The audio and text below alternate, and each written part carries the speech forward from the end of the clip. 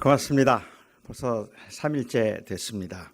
여러분과 함께 말씀을 같이 나눌 수 있어서 너무 행복했고 또 말씀을 사모하고 그 하나님의 제자로 살아가기 위해서 애쓰시는 여러분들을 보면서 제게도 많은 도전이 되었습니다.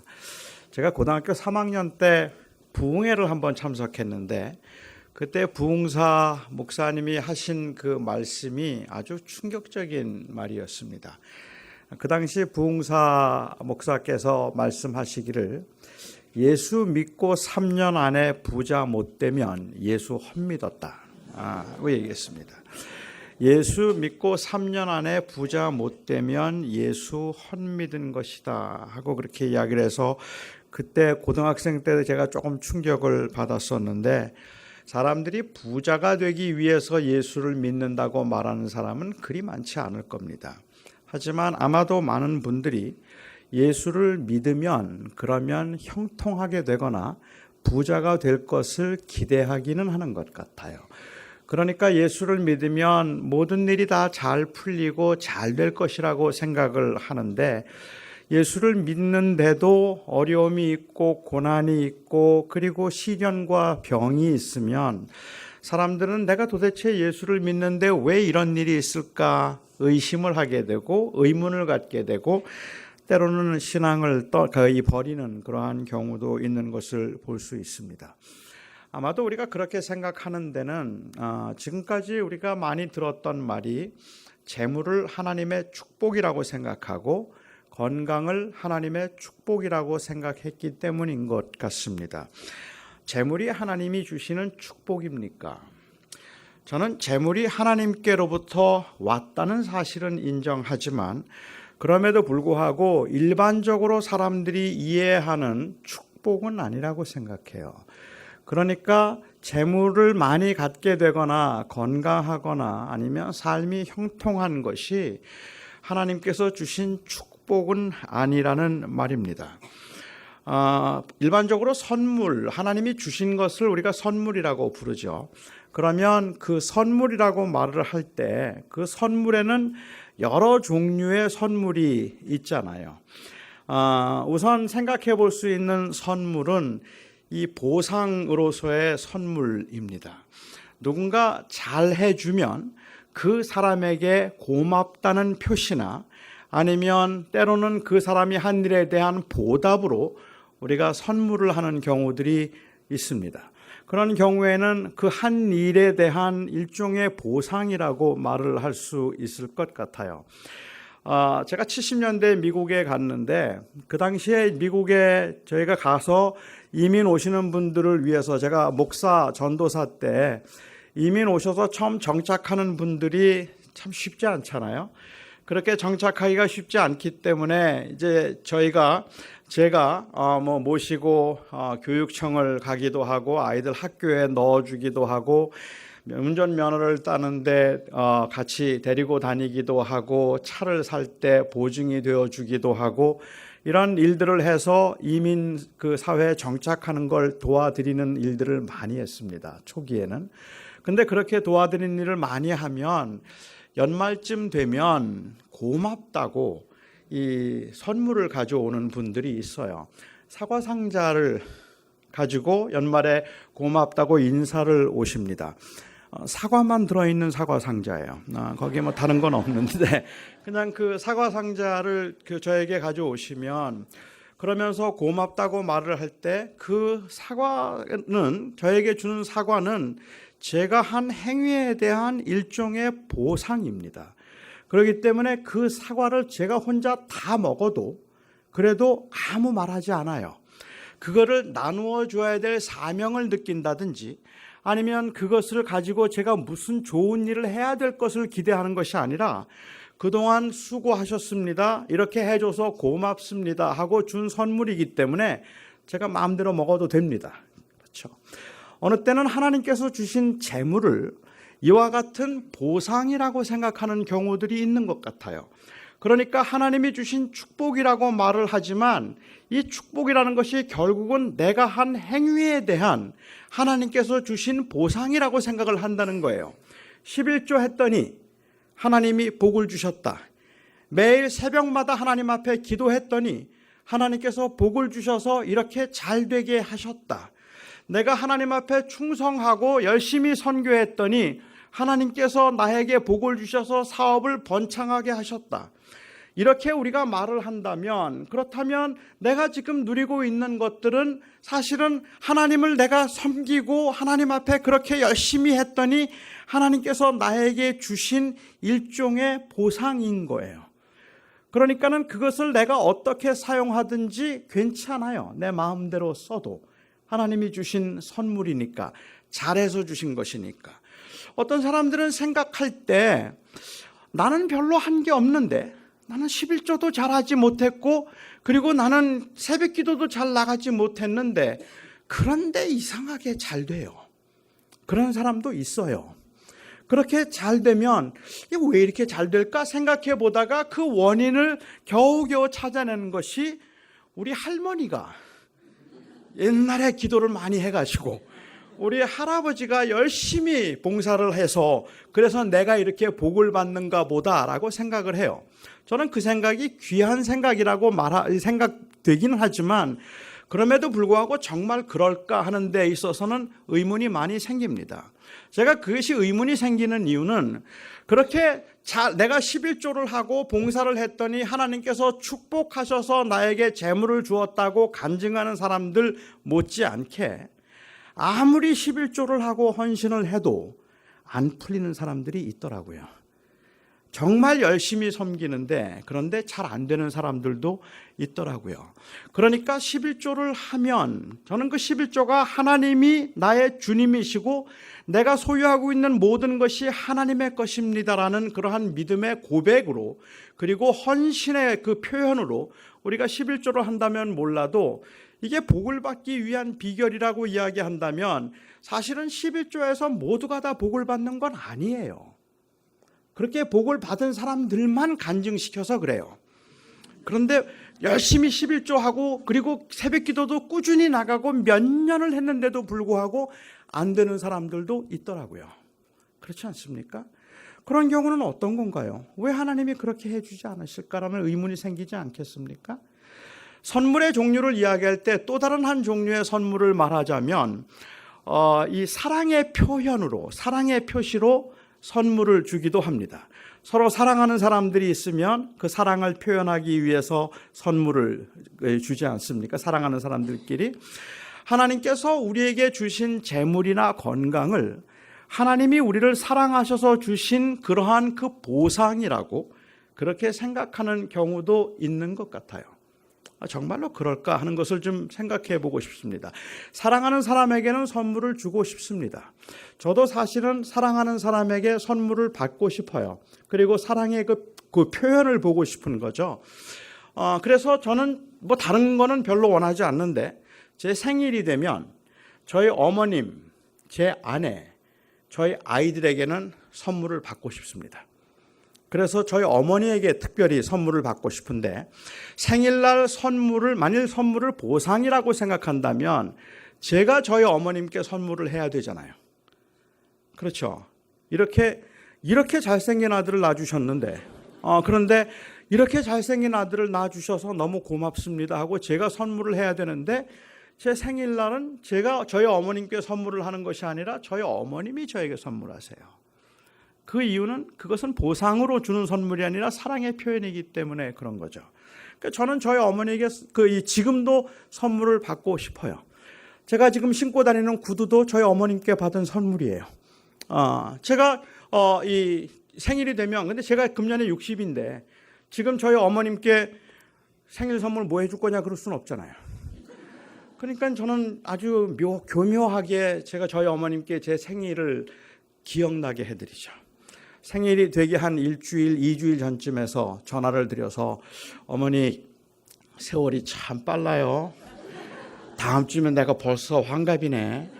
어쩌면 이렇게 세월이 빨라요. 그러면 눈치가 빠른 저희 어머니는 선물 사달라고 하는구나 하고 아시고 뭘 사줄까라고 말씀을 하십니다. 이 경우에는 사랑한다는 표현이에요. 그런데 종종 우리는 이 선물, 이 재물을 하나님께서 사랑하신다는 사랑의 표현으로 생각하는 경우들이 종종 있는 것 같아요. 그래서 이 뭐 큰 사업을 하거나 아니면 좋은 집에 이사를 가서 이 입주를 하게 되면 그때 하는 간증 가운데 나는 참 아무것도 아닌데도 불구하고 하나님께서 나를 특별히 사랑해 주셔서 이렇게 좋은 집을 주셨다라고 그렇게 간증을 하는 걸 들을 수가 있어요. 근데 그런 간증을 들으면 그 간증에 무슨 악의가 있는 건 아닌데 저는 그 간증을 들으면서 마음이 그렇게 편안하지는 않아요. 하나님께서 특별히 사랑하셔서 그렇게 좋은 집을 주셨다면 그럼 다른 사람들은 뭐가 되지? 하는 생각이 드는 거예요. 왜 다른 사람들은 사랑하지 않으실까? 저희가 처음 미국에 갈 때만 하더라도 미국을 기회의 나라라고 생각하고 그 당시에 경제적으로 한국이 좀 어려웠기 때문에 70년대 이 미국에 오신 분들은 기회의 나라에 특별한 기회로 왔다고 생각을 했던 것 같아요. 그렇기 때문에 그 당시 이민 오신 분들이 교회에서 기도를 할 때 장로님들의 기도를 들으면 장로님의 기도 가운데 심심치 않게 나왔던 그 기도의 내용이 뭔가 하면 하나님, 지금도 한국에서는 여전히 가난하게 사는 사람들이 많고 아프리카에는 여전히 굶어 죽는 사람들이 많은데 하나님이 저희들을 특별히 사랑하셔서 이렇게 젖과 꿀이 흐르는 미국 땅으로 인도해 주심을 감사합니다 하고 그렇게 기도했던 적이 그런 기도를 어렵지 않게 들었거든요. 근데 그런 기도를 들을 때 저는 청년 때도 좀 석연치 않았던 것이 하나님이 그렇게 특별히 사랑하시면 그러면 조국에 있는 사람들은 하나님이 사랑하지 않는다는 말인가? 아프리카에 있는 사람들은 하나님께서 사랑하시지 않는다는 말인가? 하나님이 나를 사랑하셔서 건강을 주셨다라고 말하면 그러면 건강하지 않은 사람들은 하나님이 사랑하지 않는 사람이라고 말해도 괜찮을까? 그때 하나님이 이렇게 저희를 축복하셔서 이 젖과 꿀이 흐르는 미국 땅으로 인도하심을 특별히 사랑하셔서 이렇게 이곳을 인도하심을 감사합니다라고 기도했던 많은 분들이 지금 다 한국 가서 살고 있더라고요. 한국에서 살기 좋다고 생각을 해서 그런 건지도 모르겠다는 생각을 합니다. 그러니까 정말로 재물이라는 것이 그냥 하나님이 사랑하시기 때문에 주신 사랑의 표현이라고 생각한다면 그건 석연치가 않다는 거예요. 왜냐하면 사실은 하나님을 정말로 사랑하며 사는 사람들 중에 고난을 경험하면서 사는 사람들이 있고 정말 어렵게 사는 사람들이 많이 있거든요. 그렇게 어렵고 힘들게 사는 사람들은 하나님이 사랑하지 않는 걸까? 잘 되고 형통한 사람들은 하나님이 특별히 사랑하셨다고 말할 수 있을까? 만약에 재물이라고 하는 것을 축복이라고 부를 때 그 의미가 지금 말씀드린 것처럼 이렇게 내가 열심히 뭘 했더니 하나님이 주신 보상이라고 생각하거나 아니면 내가 하나님이 난 아무것도 한 것이 없음에도 불구하고 다른 사람보다 나를 특별히 사랑해 주셔서 나에게 이것을 주신 것이라고 그렇게 생각을 한다면 그렇다면 그런 축복은 저는 없다고 생각하는 겁니다. 제가 아마 여기까지 이렇게 말씀을 드리면 아마도 여기에 계신 분들 중에 교회 생활을 오래 하신 분들은 조금 혼란스러우실 거라고 저는 생각해요. 그 이유가 구약 성경을 보면 하나님을 사랑하는 사람들에게 하나님께서 복을 주셔서 형통하게 하시고 잘 살게 하셨거든요. 그리고 그 약속과 보상이 약속에 대한 이 보증이 확증이 있거든요. 아브라함도 부자였고 이삭도 부자였고 야곱도 부자였고 욥도 부자였고 다니엘도 부자였고 그리고 요셉도 형통했으니까 하나님을 사랑하는 사람들은 모두가 다 형통하고 장수했는데 그 재물과 그리고 그 수명이 하나님의 축복이 아니라고 말하는 것은 무슨 말이냐라고 이의를 제기하실지도 모르겠어요. 그런데 저는 성경을 볼 때 이 성경을 조금 구속사적으로 봐야 된다고 생각해요. 그러니까는 그 구약에 하신 말씀이 신약에 와서 어떻게 완성되고 어떻게 성취되었는가 하는 것을 잘 보아야 한다는 말입니다. 구약에 있는 그 사건들이 예수님께서 오심으로 완성된 것들이 있습니다. 그 중에 하나가 제사예요. 구약에 있는 백성들은 하나님 앞에 제사를 드리고 나올 때 하나님 앞에 나올 때마다 짐승을 잡아서 짐승의 피를 뿌려서 하나님 앞에 나왔습니다. 그런데 예수님께서 오심으로 이제 그 구약의 짐승들이 상징하고 있던 그 피, 죽음과 그리고 또한 그 제물이 되는 것과 대제사장의 그 기능을 예수님께서 완성하셨습니다. 그렇기 때문에 신약시대의 성도들은 하나님 앞에 나올 때 예수님의 이름, 그리스도의 보혈의 공로로 나오지 짐승의 피로 나오지 않습니다. 이제는 더 이상은 우리가 짐승을 잡지 않아요. 왜냐하면 구약에 말씀하신 그 짐승이 예표했던 그것이 바로 예수 그리스도를 통해서 완성되었기 때문에 그렇습니다. 또한 그 구약에 있는 것이 신약에 완성된 또 다른 하나의 개념이 있다면 제가 이야기하는 바로 성전인 것 같아요. 이스라엘 백성들이 이스라엘 백성들이 애굽에서 나와서 광야 생활을 할 때 하나님께서는 모세에게 성막을 짓도록 하셨습니다. 여기에 성막을 짓도록 하신 것은 성막을 짓도록 하시면서 하나님께서 모세와 맺은 언약은 무엇인가 하면 나는 네 하나님이 되고 너희는 내 백성이 되리라. 이것이 바로 그 언약입니다. 그리고 하나님께서 그들의 백성이 된다고 하는 하나님의 임재를 이스라엘 백성들은 무엇으로 경험을 했는가 하면 성막으로 경험을 했어요. 그러니까는 성막은 하나님이 계신 곳이에요. 하나님이 임하시고 하나님이 그들 가운데 계시다는 것을 그 하나님의 임재를 경험하는 것이 바로 성막이었단 말입니다. 그리고 이스라엘 백성들이 이 가나안에 들어가서 가나안에 정착했습니다. 그렇게 정착하고 난 다음에 다윗 왕 때부터 그 소원했던 것은 성전을 짓는 일입니다. 이제는 더 이상 유리하거나 방황하는 백성이 아니기 때문에 한 땅에 정착하고 난 다음에는 성막 대신에 성전을 지었습니다. 그들이 성전을 지은 것은 바로 하나님이 그들 가운데 계시다는 뜻이에요. 그리고 그들이 하나님을 섬기는 하나님의 백성이라는 의미였기 때문에 그 이스라엘 백성들에게 성전은 굉장히 중요하고 거룩한 곳이었다는 말입니다. 그래서 이스라엘 백성들이 바벨론의 포로로 잡혀갔다가 돌아오게 되면 그 돌아오고 난 다음에 제일 먼저 했던 일이 무엇인가 하면 성전을 증축하는 일입니다. 왜 성전을 증축했을까? 그들이 성전을 증축한 것은 하나님이 다시 그들 가운데 오시기를 구하는 거예요. 그리고 성전을 증축하도록 하나님께서 요구하신 것은 하나님이 그들 가운데 오셨다는 뜻이에요. 그렇기 때문에 그 성전은 이스라엘 백성들에겐 하나님이 그들 가운데 함께 하신다는 아주 중요한 언약적 의미가 담겨 있다는 말입니다. 그런데 요한복음 2장에서 예수님께서 그 성전에 대해서 성전을 모독하는 말씀을 하셨어요.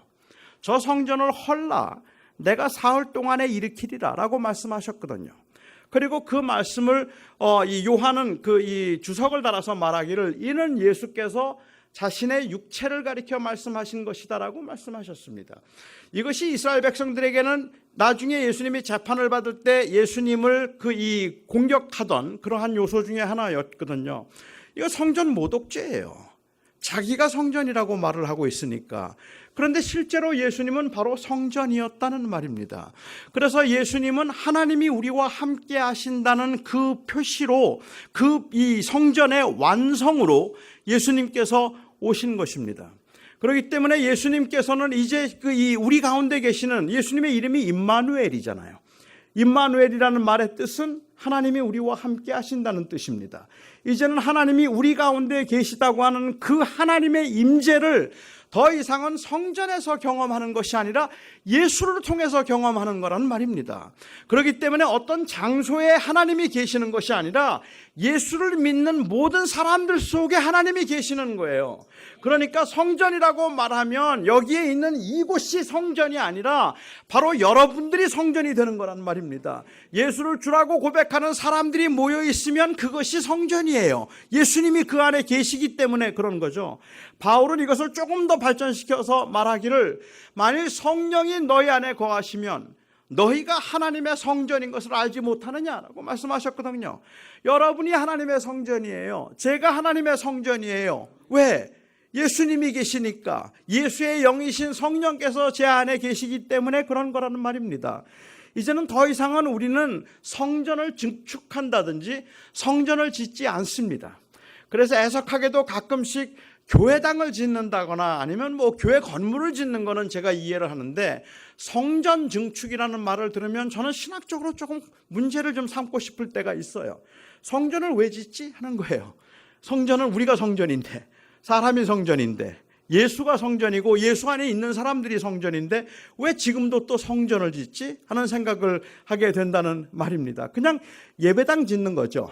그렇죠. 그냥 우리들이 모일 수 있는 장소를 만드는 것이고 사역을 할 수 있는 장소를 만드는 것이지 하나님이 거기에 계시지 않단 말입니다. 여러분들은 하나님이 여기에 계시다고 생각하지 않잖아요. 그래서 여러분들이 일주일에 한 번씩 와서 하나님께 인사하고 그리고 다 가시고 하나님 혼자 여기서 외롭게 계시는 거 아니잖아요. 여러분들이 이곳에 올 때 예수님을 모시고 왔고 나갈 때 예수님을 모시고 나가지 않습니까? 그러니까는 결국은 성전이라는 개념은 예수님이 오심으로 완성된 거예요. 더 이상은 성전이라는 것은 건물이나 어떤 장소에 있는 게 아니라는 말이죠. 세 번째 완성된 개념이 저는 재물이라고 생각해요.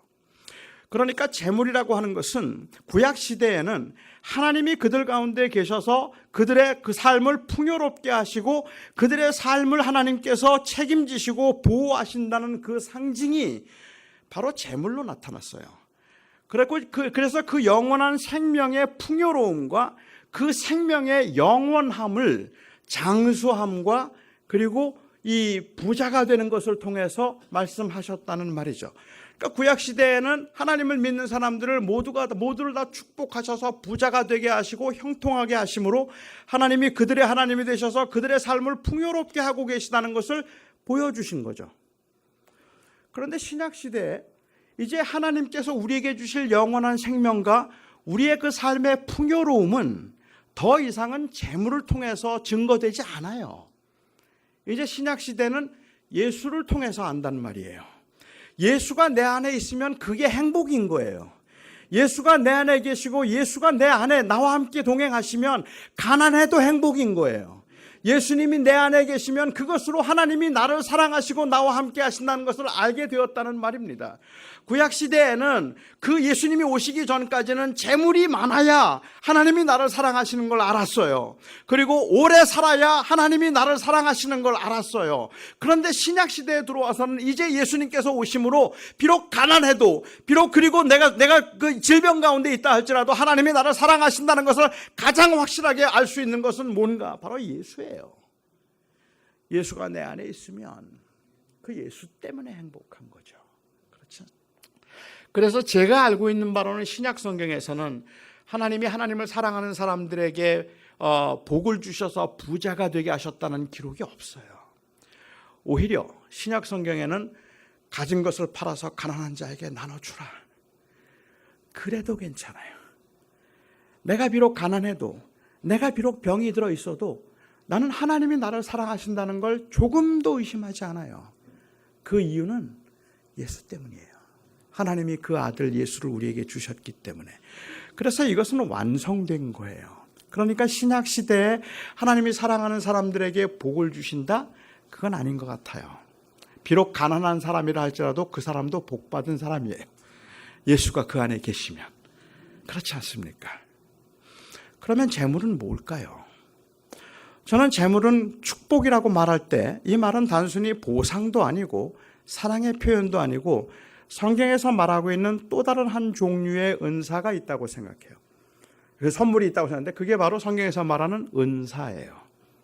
성경에서 은사라고 말할 때 이것이 바로 하나님이 주신 선물인데 그런 관점에서 제가 그냥 신학적으로 이해하기에는 재물, 건강, 기회, 여건이나 환경들 이건 모두 다 은사예요. 하나님이 주신 선물이죠. 그런데 이 선물에는 특징이 있어요. 은사에는 특징이 있는 거죠. 첫 번째 은사의 특징 중에 그 특징이 뭔가 하면 하나님께서 은사를 주실 때 고린도서 12장에 보면 하나님은 그 은사를 뜻대로 성령께서 그 뜻대로 나누어 주신다라고 이야기를 해요. 그러니까는 은사를 주시는데 하나님이 주시는 은사의 분배가 공평하지 않습니다. 하나님이 뜻대로 주시는 거예요. 어떤 사람에게는 많이 주시고 어떤 사람에게는 적게 주세요. 이거는 누가 노력해서 많이 받는 게 아니라는 사실에 대한 인식이 저는 굉장히 중요하다고 생각을 하는데 그렇지 않게 되면 돈을 많이 번 사람은 자꾸 돈을 적게 번 사람을 정죄해요. 게을러서 그렇지, 못나서 그렇지, 시대를 읽지 못해서 그렇지 아닐 거예요. 물론 게으른 사람도 있죠. 물론 미련한 사람도 있고 낭비를 많이 하는 사람도 있어요. 그런데 모든 사람들이 그런 게 아니더란 말이에요. 정말 열심히 사는데 참 안 되는 사람들이 있어요. 정말 성실하게 살아가는데 잘 되던 그 사업초도 그 사람만 하면 안 돼요. 근데 그 사람이 게을러서가 아니에요. 이상하게 돈이 안 붙는 사람들이 있더란 말입니다. 아닌가요? 어떤 사람은 돈이 정말 붙어요. 그냥 저절로 되는 사람들도 있다는 생각을 듭니다. 하나님은 분배에 있어서 공평하지가 않습니다. 여러분은 하나님이 공평하신 하나님이라고 생각하십니까? 하나님이 정말 공평하신가요? 저는 아닌 것 같아요. 제가 한번 뉴욕에 집회를 갔는데 설교가 끝나고 난 후에 한 자매가 저를 찾아왔어요. 그리고는 저에게 이야기를 하는데, 목사님, 하나님은 공평하시지 않습니다. 그래요. 그런데 저는 하나님이 공평하지 않다고 말하는 그 자매 앞에서 내가 감히 무엇이간데 참남하도다. 내가 진흙으로 이 토기장이가 그 진흙으로 무엇을 만들든지 토기장이의 뜻대로 할 수 있거늘 내가 무엇이간데 감히 하나님을 공평치 않다 말하느냐, 이렇게 말할 수가 없었어요. 왜냐하면 저에게 그렇게 말하던 그 자매는 뇌성마비 장애를 가지고 있는 자매였습니다. 여러분도 아시는 것처럼 요즘은 뇌병변이라고 부르죠. 이 뇌성마비 장애를 가지고 있는 그 분들이 저에게 하나님은 공평하지 않다는 말을 하기 위해서 온 몸을 비틀면서 숨을 몰아쉬면서 얼마나 힘들게 말하는지 몰라요. 그렇게 힘들게 태어나면서부터 걷지도 못해서 휠체어에 앉아서 제대로 공부도 할 수 없는 상황에서 온몸을 비틀면서 힘들게 하나님은 공평하시지 않습니다라고 말하는 그 자매 앞에서 저는 하나님의 공평함을 말할 수 없었습니다. 하나님은 공평하시지 않습니다. 하나님은 어떤 사람은 정말로 나면서부터 고난 가운데, 가난 가운데 아주 어려운 환경에서 살게 만드는 사람들이 있고, 태어나면서부터 금수저로 정말 고생하지 않고 모든 일들을 다 형통하는 사람들이 있어요. 어떤 사람들은 다 가졌고 어떤 사람은 아무것도 갖지 않은 것 같아요. 이런 세상에서 하나님의 공평함이 단순히 없는 사람들에게 축복하셔서 있는 사람을 이기도록 하기 위한 것이라고 한다면 저는 세상이 너무 불공평하다는 생각이 든다는 말입니다. 제가 이제 제일 아쉽고 섭섭하게 생각하는 말 중에 하나가 뭔가 하면, 저도 제가 장애인이기 때문에 그럴 텐데, 이 인간 승리라는 말이에요. 인간 승리라는 프로그램이나 인간 승리에 관한 이야기를 보면 저는 좀 섬찟할 때가 좀 있기도 하고, 그리고 좀 억울하다는 생각이 좀 들 때가 있어요. 왜냐하면 그건 굉장히 귀한 일이죠. 그러나 그 장애인들에게 그 장애인이 가지고 있는 장애 가운데 부족함을 있는 그대로 받아주고 인정하려고 하는 것보다도 오히려 자꾸만 그 사람들에게 너도 헬렌 켈러가 될 수 있어라고 얘기를 해요. 너도 헬렌 켈러가 될 수 있어. 이 말은 그 장애인들이 헬렌 켈러가 되지 않으면 가치가 없다는 뜻인 것처럼 들린다는 말이에요. 그런데 이 세상에 헬렌 켈러는 한 명이에요. 모든 사람들이 헬렌 켈러가 될 수 있는 게 아니에요. 모든 사람들이 인간 승리를 할 수 있는 그러한 건 아니라는 말입니다. 제가 결혼을 했는데 한국에 저희 처갓집은 한국에 있었어요. 근데 저희 장모님은 그 당시에 꽤 유명한 이 분 중에 한 분이었습니다. 무남동녀 외동딸이었고 한국에서는 좀 알려져 있는 집안의 딸이었는데, 제가 이제 결혼을 해서 결혼식을 한국에서 했습니다. 결혼식이 끝나고 났는데 한 분이 저를 찾아왔어요. 피로연 때 저를 찾아와서 저에게 말하기를 정립회관이라고 하는 곳이 있다 그래요. 여러분 혹시 아시는지 모르겠는데 이 소아마비 장애인들을 재활하는 그러한 그 회관인데 제법 큰 것 같아요 아마. 그 정립회관의 이사장이라는 분이 저를 찾아와서 자기가 너무 감동을 받았다는 거예요 오늘. 그러면서 저한테 그 정립회관에 와서 간증을 해달라 그래요. 그 학생들에게 용기를 좀 주면 좋겠다. 그래서 와서 용기를 주고 간증을 좀 해달라는 이야기를 들었습니다. 근데 그 말을 딱 듣는 순간에 우선 첫 번째로 저는 좀 불쾌감을 느꼈죠. 왜냐하면 그분이 생각할 때는 제가 장애인인데, 그런데 한국에 잘 나가는 집안의 딸과 결혼을 한 것이 제가 무슨 복 받은 줄 아나 봐요. 저는 지금 제가 억울하게 결혼을 했다고 생각하고 있고 제가 손해를 많이 봤다고 생각을 하는데, 그런데 그 사람들이 보기에는 제가 뭐 복 받은 줄 아는지 너무 잘 됐는데 와서 그걸 간증을 좀 해달라. 그래서 우선은 기분이 좀 나빴고, 그 다음에 또 하나는 제가 생각할 때 이걸 복이라고 생각하는 것도 문제가 있지만, 나는 이렇게 해서 이런 사람들과 결혼을 하고 나는 이렇게 성공했다, 이러한 이야기가 정말로 그곳에 있는 장애인들에게 용기를 줄까 아니면 낙심을 하게 만들까 하는 거예요. 정말 그게 용기가 될까? 너희들도 열심히 하면 나처럼 될 수 있어? 이 말은 그렇게 맞는 말이 아니에요. 그냥 그렇게 되지 않아도 너는 귀한 사람이야, 이 말이 맞는 거예요. 너는 좋은 대학을 나오지 못해도 괜찮아, 그래도 너는 귀한 아들이야 라고 말해 주어야지, 너도 좋은 대학 갈 수 있어 라고 하는 말이 그게 위로가 되지 않는단 말이에요.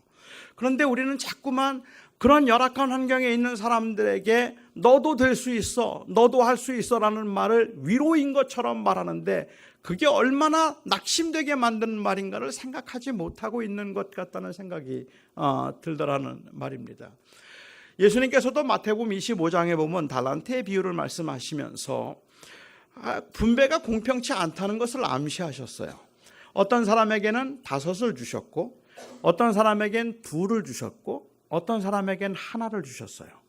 물론 예수님은 그런 의도에서 말씀하신 것은 아니지만, 저는 예수님께서 말씀하신 이 5과 2과 1도 좀 섭섭해요. 기왕이면 좀 더 쓰시지. 그래서 그냥 5과 3과 2이었더라면 얼마나 좋았을까, 이제 혼자 그런 생각을 하는 거예요. 왜냐하면 그 5을 가진 사람이 최선을 다해서 남길 수 있는 것을 그 예수님의 비유에서는 배를 남겼다고 해요. 그렇죠? 그러니까 5 가진 사람이 할 수 있는 최선이 10을 만드는 거겠죠. 그러면 2 가진 사람이 할 수 있는 최선은 뭘까요? 2를 남기는 거예요. 이 말은 뭐 주님은 그런 의도가 아니었겠지만, 제가 그냥 볼 때는 이 말은 바꿔서 얘기하면 2 가진 사람이 죽도록 노력해도 5개 가진 사람 못 이겨요. 그런데 이 세상이 그래요. 여러분 아시죠? 아무리 애를 써도 이길 수 없어요. 안 돼요. 제가 한번 시카고에 집회를 갔는데, 그 시카고 한인 사회에서 가장 돈이 많다는 어느 장로님하고 이제 같이 이 시내를 다닐 기회가 있었어요. 뭐 다른 사람들이 그래요. 근데 같이 이렇게 길을 가는데 그 장로님이 저에게 그렇게 말씀하시더라고요. 목사님, 저는 이렇게 차를 타고 지나가면 돈이 보입니다, 그래요. 그래서 제가 이분하고는 나는 게임이 안 되겠구나 하는 생각을 했어요. 저는 돈이 안 보여요. 그런데 그분은 지나가면 그냥 저건 돈이 되겠구나, 저게 되겠구나, 이게 다 떠오른대요. 그게 되는데 어떻게 이길 수 있겠어요, 그런 사람들을. 그러니까 사실은 어떤 사람은 좋은 환경에, 좋은 배경에, 그리고 좋은 머리와 모든 사람들이 좋아할 만한 성품을 지니고 태어난 사람도 있고, 어떤 사람은 아주 열악한 환경에서 버겁고 힘들게 그냥 겨우겨우 연명해야 될 만큼 아무것도 갖지 못한 사람도 이 세상에 있단 말이에요. 그런데 우리가 주님께서 보실 때는 하나님이 공평하지 않은 이유는 적어도 분배에서는 그렇다는 말이죠. 제가 그 자매에게 그렇게 얘기했습니다. 내 생각에도 하나님은 공평하지 않은 것 같다. 하나님은 너한테 1달란트도 안 주신 것 같다. 반달란트나 주셨을까? 반달란트 주셨다. 하나님은 너한테 반달란트 주신 것 같다. 그런데 하나님의 공평함이 어디에 나타나는지 아니? 하나님은 우리에게 몇 개를 주셨는가를 정확하게 알고 계시는 분이고, 주신 것의 배 이상을 하나님은 기대하지 않으신다. 하나님이 너에게 반달란트를 주셨으면 하나님은 내가 반달란트를 남기면 되는 거야. 세상 사람들은 몇 개 가졌는가 하는 것으로 그 사람의 가치를 평가해요. 그런데 하나님은 몇 개를 남기셨는가로 그 사람의 가치를 평가한단 말이에요. 그러니까 두 개 가진 사람이 열심히 해서 2개를 남겨서 4개가 되고 8개 가진 사람이 술렁술렁해서 4개 남겨서 5개 가진 사람이 술렁술렁해서 3개 남겨서 8개가 되면 2개 갖고 열심히 한 사람보다 배를 가지고 있지만 주님 앞에서는 2개를 가진 사람이 착하고 충성된 종이고 5개를 가진 사람은 악하고 게으른 종이 되는 거예요. 세상에 볼 때는 많이 가졌다 할지라도 하나님 앞에 책망받을 사람들이 있단 말이에요. 그냥 무조건 그걸 축복이라고 생각하고 아무것도 하지 아니하고 그걸 소유하고 있으면 그것은 하나님 앞에 나중에 책망받을 일이 될 수도 있다는 말이죠. 그 자매는 아마도 1달란트도 받지 못한 것 같아요. 세상 사람들이 보기에는 정말 불쌍한 사람이에요. 하지만 하나님은 그에게 1달란트를 주셨지만 1달란트만 기대하세요. 그냥 열심히 살면 돼요. 우리가 이 세상을 살아가면서 이렇게 살아가는 게 너무도 버거운 이유가 있다면 이 험한 세상에서는 적어도 우리가 살고 있는 세상에서는 한 사람의 가치를 그 사람이 뭘 가지고 있는가 하는 소유와 그 사람이 누구인가 하는 신분에 의해서 결정하려고 해요. 그런데 하나님께서는 그 소유와 신분을 보지 않으세요. 그렇다면 하나님은 공평하시잖아요.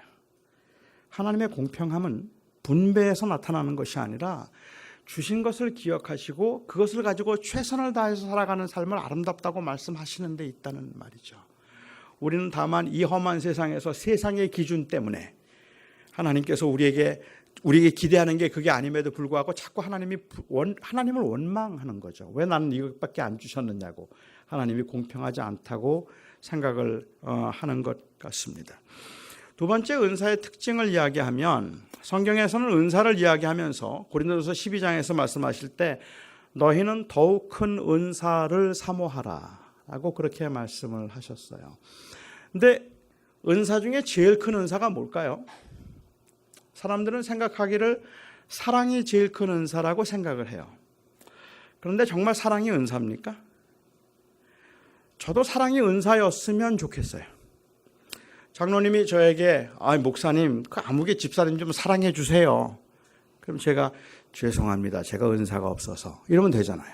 그러면 사랑하지 않아도 되는 거잖아요. 그렇잖아요. 그런데 성경에 제가 이해하는 바로는 사랑은 은사가 아니에요. 여기에서 제일 더욱 큰 은사를 사모하라는 말이 우리 한글 성경에 애석하게도 단수로 기록되었는데 이건 복수입니다.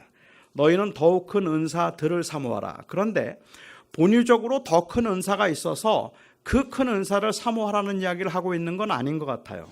고린도 교회는 그 당시에 방언 때문에 교회가 시끄러웠습니다. 방언을 하는 사람들과 하지 않는 사람들 사이에서 계속 분쟁이 있었던 것 같아요.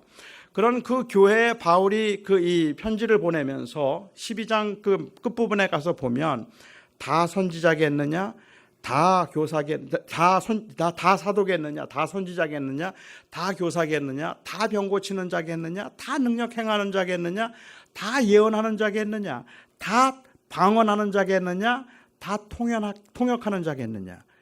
대답은 아니라는 거예요. 그렇죠? 그러니까 뭐가 더 크다는 이야기를 하고 있는 것이 아니라 아니라고 이야기해요. 그러면서 너희는 더욱 큰 은사들을 사모하라. 내가 너희에게 제일 좋은 길을 보여주겠다. 그리고 나서 그 유명한 고린도전서 13장 사랑에 관한 말씀을 하시기 때문에 사람들은 이 사랑이 은사인 줄 아는 거예요. 그렇지만 사랑은 더 좋은 것을 이 더욱 큰 은사를 사모하라고 말씀하시면서 더욱 큰 은사들을 사모할 수 있는 제일 좋은 길로 사랑을 말씀하시는 거죠.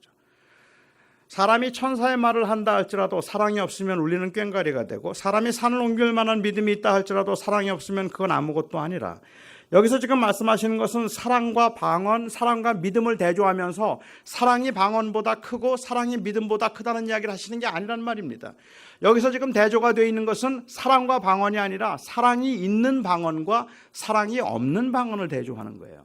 사랑이 있는 믿음과 사랑이 없는 믿음을 대조하는 거죠. 그러니까 결국은 하나님께서 우리에게 주신 은사가 있는데 그 은사를 더욱 큰 은사로 만들 수 있는 제일 좋은 길이 뭔가? 사랑으로 행하는 것이다. 사랑이 무엇입니까?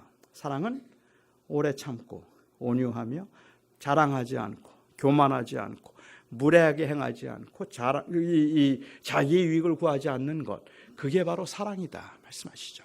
그러니까 이렇게 말씀하시는 거죠. 하나님이 너에게 방언의 은사를 주셨느냐?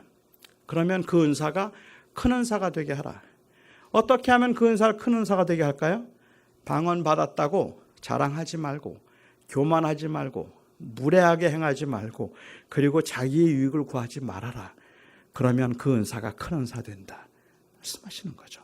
하나님이 너에게 가르치는 은사를 주셨느냐? 그러면 그 은사가 큰 은사 되게 하라. 어떻게 해요? 제일 좋은 길은 그 가르치는 것 가지고 교만하지 말고, 자랑하지 말고, 무례하게 행하지 말고, 그것 가지고 자기의 유익을 구하지 말아라. 하나님이 너에게 재물을 주셨느냐? 그러면 그 재물이 큰 은사 되게 하라. 어떻게 하면 재물이 큰 은사가 될 수 있을까요? 교만하지 말아야죠. 그것 가지고 자랑하지 말아야죠. 그걸로 무례하게 행하거나 다른 사람들을 무시하거나 아니면 그걸 가지고 자기의 유익만 구하면 그건 안 되는 거죠. 그렇죠? 그러니까 결국은 그 은사를 큰 은사가 되게 할 수 있는 제일 좋은 길은 사랑으로 행하는 것이다 하고 말씀하시는 것이지, 사랑 자체가 큰 은사라고 말씀하고 계시는 건 아니라는 말입니다. 하나님이 우리에게 얼마를 주셨든지 간에 어떤 사람에겐 많이 주셨고 어떤 사람에겐 적게 주셨지만 우리에게 주신 사명은 달라 해서 하나님이 안 주신 것을 달라고 받아내는 게 우리의 사명이 아니에요. 우리의 사명은 하나님께서 우리에게 무엇을 주셨든지 그것이 큰 은사가 되도록 하는 게 우리의 사명이에요. 그것을 통해서 정말로 하나님이 기뻐하실 만한 일에 잘 쓰임을 받으면 그게 바로 큰 은사가 되는 거라는 말입니다. 적은 것이든 큰 것이든 사람들이 보기에 내가 원하는 것이든 원하지 않는 것이든 주께서 나에게 허락하신 이것을 가지고 나는 최선을 다해서 살아갈 때 그것이 바로 하나님 앞에 인정받는 것이라는 말입니다. 목사의 경우도 마찬가지입니다. 목회를 잘하니까 교회가 컸다고요? 저는 안 믿습니다. 목회를 너무 성실하지 못하고 그리고 잘못해서 그래서 교회가 작다고요? 아닐 겁니다. 교회가 성장하는 비결이 뭔가 물으면 어떤 사람들은 새벽 기도를 열심히 했더니 부흥했다고 그렇게 이야기를 해요. 저는 그 말 안 믿어요. 저희 동네에도 제가 아는 사람들 중에서 새벽 기도 하루도 빠지지 않는 분들 있어요. 그렇다고 다 교회가 부흥하지 않더라고요. 어떤 경우는 안 돼요. 그러니까는 결국은 교회가 크고 작고 되는 것은 하나님의 손에 있는 거예요. 하나님께서 크게 하실 수도 있고 적게 하실 수도 있는데 하나님이 적게 하시든 크게 하시든 우리에게 주어진 사명은 무엇인가 하면 내게 맡기신 그 사명이 큰 은사가 되게 하는 게 우리의 사명인 거예요. 이것 가지고 교만하면 안 되는 거예요. 이것 가지고 자기의 유익을 구하거나 자랑하면 안 되는 거예요. 겸손하게 하나님의 나라를 위해서 섬기고 쓰임을 받을 때 그때 그게 유익한 게 되는 거고 큰 은사가 된다는 말입니다. 나는 이렇게 했더니 교회가 성장했더라. 여러분 그런 말 믿지 마세요. 그런 거 없어요. 그냥 주님의 뜻이 계획이 거기에 있을 뿐이에요. 크게 하셨으면 내가 잘나서 축복하셨다고 말하지 말고 하나님께서 이 사랑의 교회를 만일 더 성장시키셔서 정말로 크게 만드신다면 하나님이 이 주변의 그 많은 교회들 중에 우리 교회를 특별히 사랑하셔서 하나님께서 크게 만드셨다고 말하지 말아야 합니다. 그렇게 말씀하시면 주변에 있는 사람들 다 상처받아요. 그렇지 않습니까? 오히려 크게 하시면 하나님이 우리 교회를 통해서 하실 일이 있는가 보다 이렇게 생각해야 돼요. 하나님이 우리 교회를 통해서 하실 일이 있어서 이렇게 키우시는구나, 성장시키셨구나라고 생각해야지 우리를 너무 사랑하셔서 아니면 우리가 기도를 더 열심히 해서 그래서 남들보다 더 잘된 것처럼 생각하면 안 된단 말입니다. 그런 건 아닌 것 같아요. 그런 의미에서 세 번째로 제가 생각할 수 있는 은사란 것은 단순히 무엇을 할 수 있는가 하는 것의 문제가 아니라 은사는 바로 하나님께서 은사를 주신 목적은 언제나 섬김이에요. 주님의 몸된 교회와 하나님의 나라를 섬기도록 하기 위해서 하나님께서 주신 것이 은사입니다. 그러니까 우리는 종종 은사를 재능이라고 생각하거나 무슨 능력이라고 생각하는 경우가 종종 있는 것 같아요. 그래서 여러분들은 은사가 무엇입니까? 라고 그렇게 물으면 이 말은 기적적인 은사들, 방언이나 예언이나 아니면 통역이나 이런 은사들을 받은 사람들은 어렵지 않게 그 말을 할 수 있는데 그렇지 않은 경우에는 여러분들이 은사가 뭔지 잘 모르잖아요. 그렇죠? 여러분들은 무슨 은사가 있으세요? 그러면 많은 분들은 먼저 생각하는 게 여러분들은 뭘 제일 잘하세요? 그 말로 들어요. 그러니까 내가 뭘 잘한다는 말을 하기가 민망하기도 하고 또 딱히 잘하는 것도 없어요. 그러니까 나는 은사가 없는 것 같다는 생각을 하는 것 같아요. 그런데 은사라는 것은 뭘 잘하는가 하는 것이 아니라 주의 나라를 위해서 어떻게 쓰임을 받을 수 있는가에 의해서 은사가 결정된다는 말입니다. 제가 저희 교회 교인들에게, 새로 오는 교인들에게 가끔 물어요. 제가 가르치는 은사가 있습니까? 그래요. 그렇게 물으면 대부분의 교인들은 뭐 제가 묻는데 어떻게 아니라 그러겠어요. 그렇죠. 제가 가르치는 은사가 있습니까? 그렇게 말하면 네, 있습니다. 그래요. 그럼 제가 맞습니다. 저는 가르치는 은사가 있습니다. 이렇게 이제 제가 얘기를 하잖아요. 그러면은 그분들의 안색이 별로 안 좋아요. 우리가 가르치는 은사가 있다고 말해도 자기는 난 아닙니다. 이래야지. 자기가 또 은사가 있다고 말하면 이상하게 생각하잖아요. 그런데 저는 제게 가르치는 은사가 있어요. 근데 제가 가르치는 은사가 있다는 이 말의 의미는 잘 가르친다는 뜻이 아니라 가르치는 사역이 있다는 뜻이에요. 제게 만일 가르치는 사역이 없다면, 가르치는 은사가 없다고 생각하면 저는 목사를 그만둬야 돼요. 그렇잖아요. 그런데 내가 하나님께서 나를 목사로 부르시고 나에게 말씀을 통하여서 주님의 교회를 세우도록 하셨다라고 믿는다면 하나님은 나에게 가르치는 은사를 주신 것이라고 봐야 되겠죠. 이건 단순히 재능의 문제가 아니라고 저는 생각합니다. 예수님께서 그러니까 예를 들면 이런 비유로 이야기도 할 수도 있을 것 같아요. 가령 교회에 아주 굉장히 노래를 잘하는 세계적인 오페라 가수가 한 명 있다고 가정해 보죠. 이 오페라 가수가 너무너무 노래를 잘해요. 세계적인 가수예요. 그런데 교회에서는 찬양을 한 번도 안 불러요. 목소리 다칠까 봐. 그리고 이 큰 무대에서 불러야 되기 때문에 교회에서는 찬양도 부르지도 않고 회중 찬양할 때도 소리를 잘 안 내려 그래요. 강하는 소리를 아껴줘. 그러면 교인들이 뭐라고 말하는가 하면 저분 참 좋은 은사를 주셨는데 한번 찬양을 하면 좋겠다 이렇게 말해요. 근데 저는 좀 정확하게 말하자면 그거는 맞는 말이 아닌 것 같아요. 오히려 좀 은사의 그 개념을 정확하게 이해하고 저희가 이야기하자면 하나님이 저 사람에게 좋은 재능을 주셨는데 저게 은사가 되면 좋겠다. 이 말이 맞아요. 뭘 잘한다고 은사가 되지 않아요. 그게 섬김을 위해서 쓰임을 받을 때 은사예요. 성경에서는 은사의 목적은 언제나 쓰임을 받는 거예요. 성경의 섬김이죠. 그게 바로 은사의 목적이다라고 이야기를 하고 있습니다. 그런데 사실 우리가 제자로서의 삶을 생각해 보면 제자들이 천국의 소망을 두고 살아가는 제자들이 이 땅에 살면서 가지고 있는 그 소망이 있다면 그 소망은 어딜까? 이 땅에서 부자가 되는 거? 그 무슨 의미가 있어요? 이 땅에서 대접을 받는 거? 그것보다는 그래도 천국을 소망하며 살아가는 사람들에게 가장 큰 소망은 천국 아닌가요? 여러분은 천국이 더 좋습니까? 여기가 더 좋습니까? 어떻게 아세요? 가보지도 않으시고. 우리가 알고 있는 바로는 천국이 더 좋아요. 그렇죠? 천국이 훨씬 더 좋아요. 그러면 예수 믿었을 때 바로 천국 가면 어떨까요? 여기에 무슨 소망이 있어서 살죠? 천국이 더 좋은데? 오늘이라도 주님께서 여러분들 부르시면 아멘입니까? 아멘이세요? 주님께서 부르시면 아멘 하고 그렇게 갈 수 있는 그 천국을 사모하는 마음이 있을까? 저는 성경에 나오는 인물 중에 천국을 소망하며 살았다고 생각되는 인물 중에 한 명이 사도행전 9장에 나오는 다비다.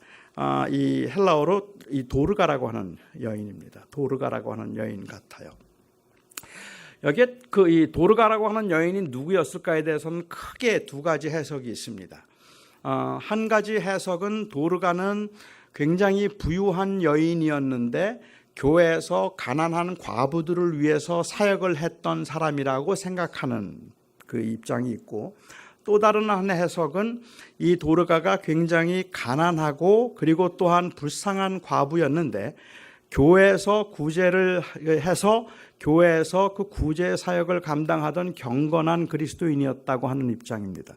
제가 두 번째 입장에 그에 근거해서 한번 말씀을 좀 드려보면, 이야기를 좀 만들어 보자면 이렇습니다. 도르가의 경우에 있어서는 저희가 짐작할 때는 만약에 그렇다면, 그 두 번째 그 해석이 맞다면 도르가는 과부 중에 참과부입니다. 이것도 무슨 말인가? 과부면 다 과부지. 진짜 과부는 누가 진짜 과부예요? 어떤 과부가 진짜 과부일까요? 디모데서에 있는 말씀하고는 조금 시간적인 차이가 있긴 하지만 디모데전서에 있는 말씀에 의한다면 교회에서 참 과부, 너희는 과부를 경대하되 특별히 참 과부를 경대하라는 말씀이 있어요. 그런데 이 참 과부는 어떤 사람이 진짜 과부인가 하면 60세가 넘어서 돌보아줄 가족이 아무도 없는 사람이에요.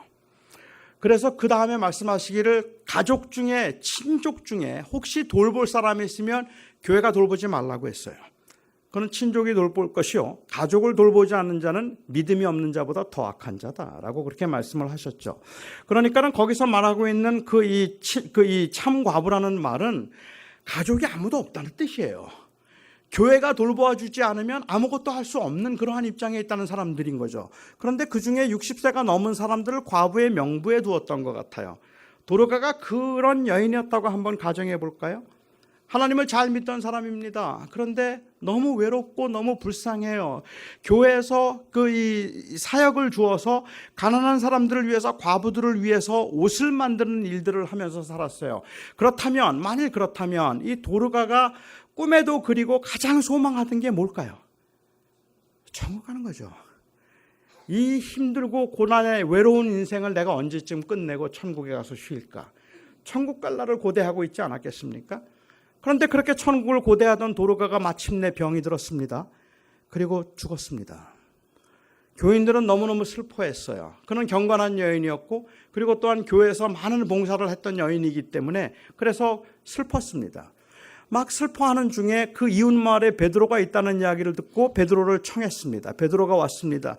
이 도르가가 만들었던 과부들을 위한 속옷들 그리고 이 옷들을 보여주면서 그러면서 도르가가 이렇게 경건하게 우리를 잘 섬겨주었는데 죽었습니다. 이거 어떻게 하면 좋습니까? 안타깝고 슬퍼해요. 그 모습을 불쌍히 여겨서 베드로가 다 나가라고 하고 도르가를 위해서 간절하게 기도했습니다. 할렐루야. 죽었던 그가 살아났어요. 죽었던 도르가가 다시 살아났습니다. 그런데 이걸 도르가의 입장에서 한번 생각해 보세요. 도르가는 꿈에도 그리는 게 천국이에요. 천국 가서 살고 싶었어요. 빨리 천국 가고 싶었어요. 그리고 마침내 죽었어요. 그리고 그 영혼이 그 몸을 떠나서 천국으로 막 들어가는데 천사들이 나팔을 불고 그리고 도르가야 잘 왔다 수고했다 천사들이 환영을 해주면서 그 영광스러움 가운데 생각했던 것보다 더 아름다워요. 이제 천국문으로 막 들어가려고 주님을 만나러 들어가려고 하는데 안에서 천사가 하나 나오는 거예요. 못 들어간다 그래요. 아니 내가 왜 못 들어갑니까? 내가 지금 주님을 만나러 왔는데 왜 못 들어갑니까? 그랬더니 안 돼. 베드로의 영빨이 너무 세다. 베드로가 너무 세게 기도를 해서 우리가 너를 도로 돌려보내기로 했다. 그러니까 도로 가라. 도로 가라. 그래서 그 이름이 도르가예요. 가라 그래서 그 천국문 앞까지 갔던 도르가가 다시 돌아왔습니다. 그 영혼이 육체로 들어왔습니다. 눈을 떴습니다. 낯선 남자가 앉아 있습니다. 제 시나리오대로 한다면 이 도르가가 눈을 뜨고 난 다음에 앞에 있는 낯선 남자가 베드로인 걸 알았겠죠. 그렇다면 그 베드로를 보면서 죽었던 나를 살려주셨군요 하고 막 그렇게 감사했을까요? 아니면 째려봤을까요? 지금 내가 막 들어가려고 그러는데 이제 막 안식을 시작하려는데 당신 뭐 한 거야? 왜 나를 또 살려준 거야? 아마 언짢았을 것 같아요. 저는 그렇게 하고 도르가가 다시 살아나서 몇 년 더 살았을까요? 1년? 2년? 그러면 천국 갔다 왔기 때문에 뭐 부잣집에 재혼해서 잘 살았을까요? 제가 볼 때는 한 1년, 2년 살다가 아마 또다시 고난 가운데 외로움 가운데 살다가 다시 죽었을 겁니다. 도르가에겐 좋은 일이 하나도 없어요. 그런데 그 성경 그 9장 마지막 절에 보면 아마 의미심장한 말씀이 나오는데 그건 뭔가 하면 도르가가 다시 살아남에 많은 사람들이 두려워하여 주를 믿었더라. 도르가가 살아난 이유는 도르가를 위해서가 아닙니다. 도르가가 살아난 것은 도르가는 천국 간 게 좋아요. 하지만 그가 다시 살아난 것은 많은 사람을 믿도록 하기 위해서예요. 더 많은 사람들이 그 살아남을 통해서 주님을 믿게 하기 위해서. 이게 우리가 이 세상에 살아가는 이유예요. 제자들이 이 세상에 살아가면서 무슨 부귀영화를 누리겠다고 이 땅에서 그렇게 살겠습니까? 천국이 더 좋은데. 그런데 우리에게 주어진 그 마지막 호흡까지도 최선을 다하는 이유가 있다면 제자이기 때문이에요. 하나님께서 나를 통하여서 아직도 하실 일이 남아있고 하나님께서 나를 통해서 아직도 하시는 일이 있다고 생각하기 때문에 마지막 호흡까지도 우리는 최선을 다하는 거예요. 지금 같아서는 몸도 병들고 기력도 없고 아무런 소망도 없어 보이고 점점 약해지고 가난하고 힘들고 다른 사람들에게 의존하는 게 싫어서 천국 좀 보내주세요라고 하는 그 마음이 간절한 사람조차도 우리에게 주어진 그 마지막 호흡도 소중하게 여기는 것은 제자이기 때문이에요. 하나님께서 나를 통해서, 나는 비록 알지 못하지만 하나님이 나를 통해서 하나님이 하시는 일이 있다고 믿기 때문에 그런 거라는 말입니다. 저는 심지어는 우리가 가지고 있는 그 연약과 가난, 저는 심지어는 이 장애까지도 사실은 하나님께서 사용하시는 은사라고 저는 생각합니다. 첫날 제가 말씀드렸던 것처럼 저는 생후 8개월 될 때 소아마비 장애인이 되었습니다. 그러니까 제 평생 한 번도 저는 비장애인이었던 적이 없습니다. 제가 소아마비 장애를 가지고 평생을 이 장애를 가지고 살아가면서 제 마음속에 가지고 있었던 알지 못한 그런 열등감들 때문에 저는 항상 강하려고 했던 것 같아요. 이 험한 세상에서 내가 강하지 않으면 내가 살아나지 못한다는 생각을 해서 열심히 공부도 했고 또 열심히 사람들하고 잘 어울리려고 애를 쓰기도 하고 남들이 하는 운동은 다 해보려고 하고 남에게 약한 모습을 보여주지 않으려고 굉장히 애를 많이 썼습니다. 그러니까 제가 학교를 다니면서도 제가 제일 싫었던 게 누가 와서 가방 들어다 준다는 말이에요. 그건 내 약함을 보여줬다는 말이니까. 그래서 20분 정도 걸어 다니는 학교를 제가 다녔는데 저는 큰 길로 간 본 적이 거의 없어요. 항상 골목길로 가요. 누가 만나면 가방 들어다 준다 그럴까 봐 그게 듣기 싫어서. 그래서 그냥 약한 모습을 보이지 않으려고 굉장히 애를 많이 썼는데 제가 고등학교 1학년 때 교회를 처음 나갔고 고등학교 2학년 때 주님을 목사가 되겠다고 헌신했습니다. 고등학교 2학년 때 제가 목사가 되겠다고 헌신을 하면서 하루도 빼놓지 않고 4년 동안 매일 했던 기도가 있습니다. 그 매일 했던 기도는 하나님 제 다리 좀 고쳐주십시오. 그 기도였습니다. 나 좋은 목사 될 테니까 제가 잘할 테니까 제 다리 좀 고쳐주십시오. 저는 제가 하나님께서 그 능력이 있어서 제가 선한 의도에서 기도하면 들어주실 거라고 생각을 한 거죠. 그래서 제 다리를 고쳐달라는 기도를 제가 4년 동안을 했는데 제가 미국에 가서 대학교 2학년 때 한 번은 차를 운전하고 지나가는 중에 어느 교회, 미국 교회인데요. 거기에 그 광고가 붙었는데 보니까 오늘 밤에 신유 집회 있습니다 하는 그 광고가 있었어요. 제가 저기도 내가 가서 기도를 한번 받아봐야 되겠구나 하는 생각을 하고 그날 저녁, 수요일날 저녁이었는데 제가 그 교회를 갔습니다. 한 30명쯤 할머니들만 앉아 계셨어요. 그리고 5명의 목사님들이 이 강대상 위에 5명의 목사님들이 계셨는데 그 교인들을 한 명씩 앞으로 나오면 그 목사님들이 한 사람씩 손을 얹고 간절하게 기도를 해주는 거예요. 미국 목사님들인데 제가 나오니까 저를 앞에 놓고 한 분이 제 머리에 손을 얹고 정말 간절하게 기도를 해줘요. 저는 너무 은혜를 받았어요. 너무 감동을 받았어요.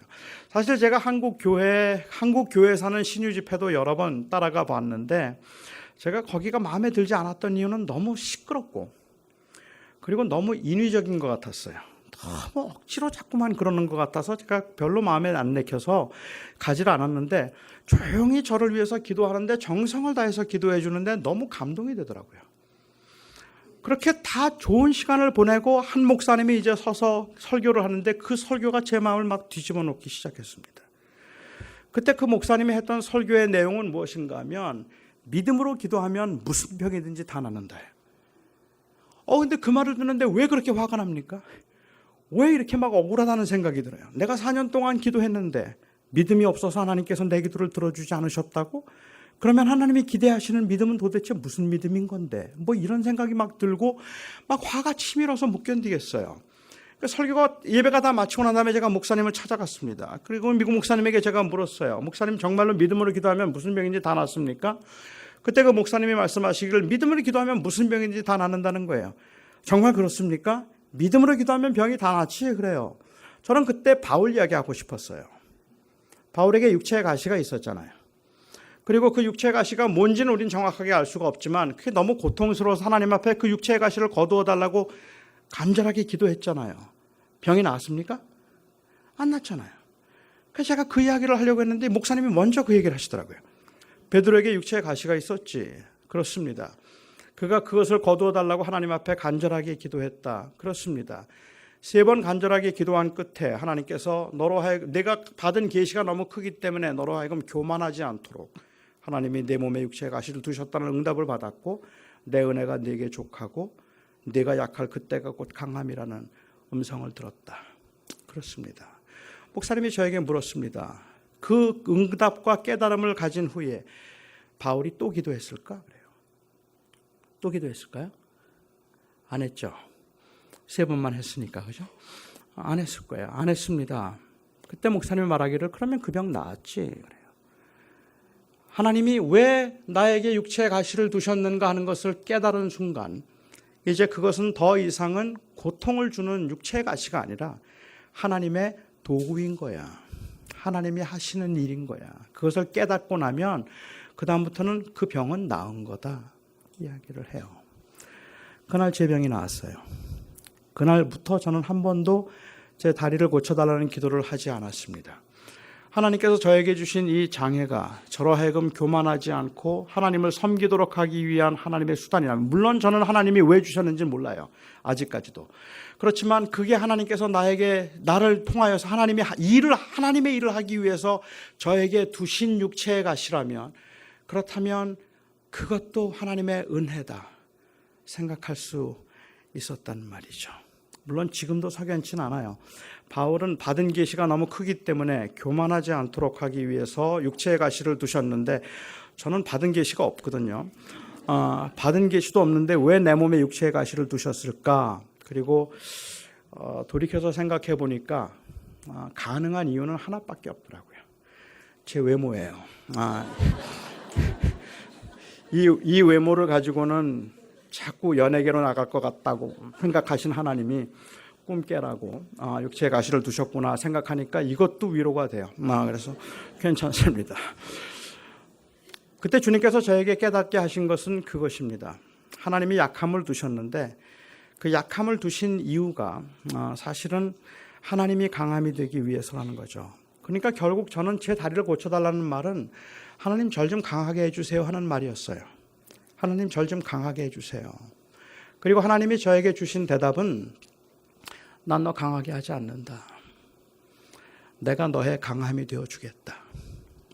그러니까 너는 그 약함 가운데 나 없이는 못 살아. 그게 주님이 하셨던 말씀이에요. 그 주님을 더 의지하도록 하기 위해서 하나님께서 내 몸에 두신 가시라면, 그렇다면 그것도 결국은 하나님이 사용하시는 수단인 거예요. 가난도 하나님이 사용하시는 수단일 수 있어요. 질병도 그래요.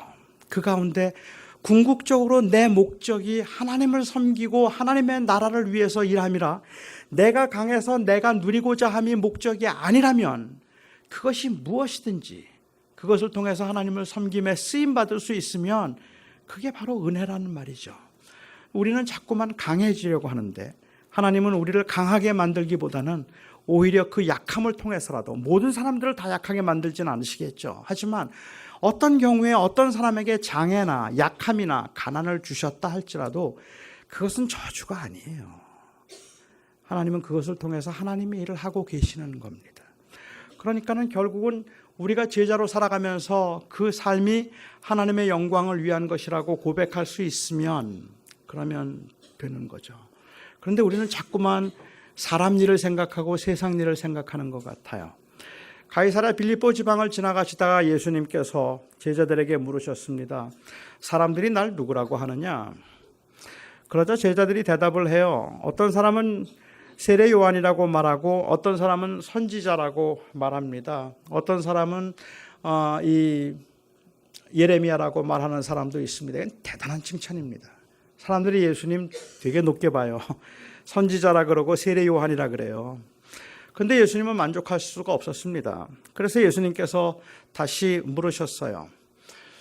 너희는 나를 누구라고 하느냐? 그때 베드로가 유명한 대답을 하죠. 주는 그리스도시요 살아계신 하나님의 아들이십니다. 예수님은 이 대답을 너무너무 만족해 하셨습니다. 그래서 바요나 시몬아 내가 복이 있다. 이를 내게 알게 한 것은 하나님이라. 성령께서 하나님께서 너를 알게 하셨다고 말씀하시고 내 위에 즉 그 고백 위에 교회를 세우겠다고 말씀하셨습니다. 제가 이해하기에는 베드로가 주님 따라다니면서 처음 받은 칭찬 같아요. 그런데 정말 큰 칭찬을 받았어요. 그런데 재밌는 건요. 베드로가 주는 그리스도시요 살아계신 하나님의 아들이십니다라고 고백을 하자 오늘 21절에 나오는 것처럼 이때부터 비로소 예수님이 예루살렘에 들어가셔서 고난과 죽임을 당하시고 사흘 만에 부활하실 것에 관한 이야기를 하기 시작하셨어요. 그러니까는 그 고백이 있고 고백 후에 예수님께서는 이제 내가 예루살렘에 가면 제사장과 그리고 또한 이 서기관들에게 고난을 당하게 될 것이고 죽임을 당하게 될 것이다 하는 말씀을 하신 거예요.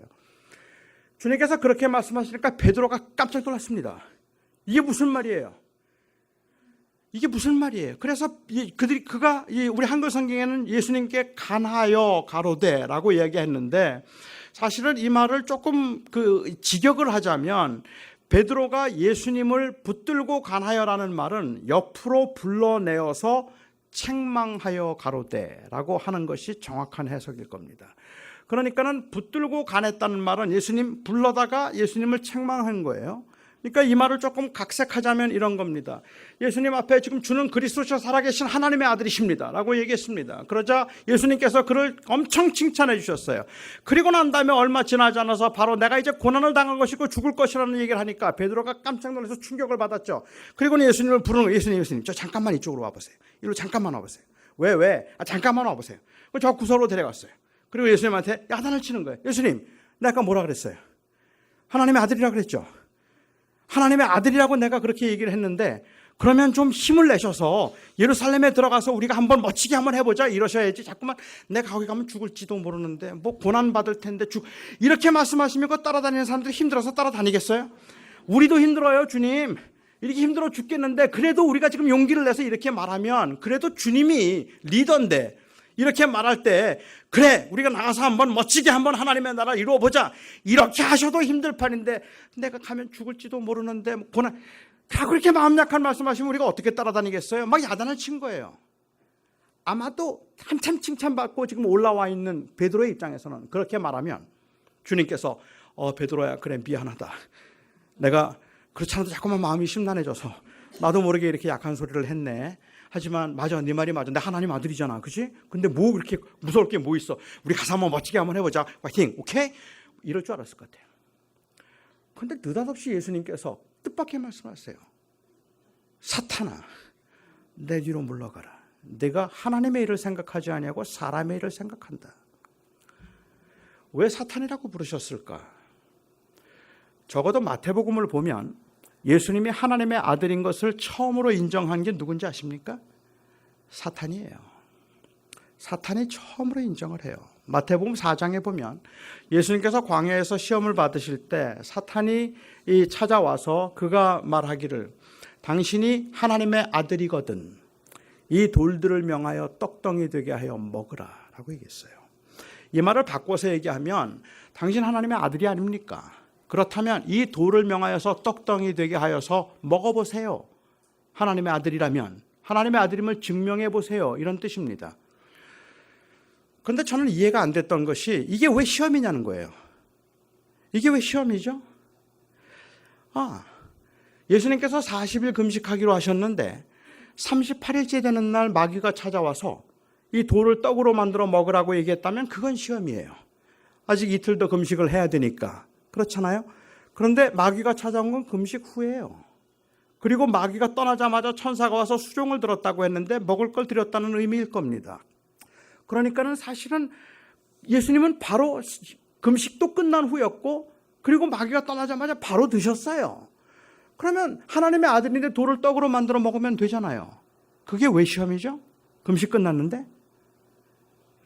어떤 분은 이야기하기를 마귀가 시켰기 때문에 마귀가 하는 대로 말하는 대로 따라하면 그러면 마귀의 부하가 되니까 그래서 그게 시험이었다라고 얘기를 해요. 이해는 되는데 저는 사실은 이해는 되는데 동의하기는 어려워요. 왜냐하면 좀 논리가 조금 유치하다는 생각이 좀 들기 때문에 그래요. 제가 어릴 적에는 그렇게 놀았어요. 저희 친구들하고 같이 놀다 보면 뭐 묻었네 어디?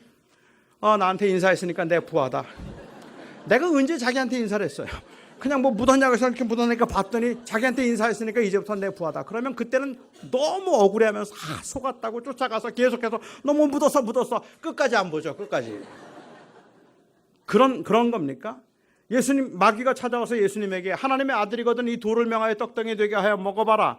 예수님은 하나님의 아들이십니다. 그럼 하나님의 뜻을 먹었어요. 그랬더니 내가 시킨 대로 했으니까 내 부하네. 그리고 막 예수님이 막 속았다고 억울해하고 뭐 이러는 건가요? 아니잖아요. 오히려 반대 아닙니까? 내가 하나님의 아들이거든 이 돌을 명하여 떡덩이 되게 하여 먹으라. Certainly. 예수님은 하나님의 아들이에요.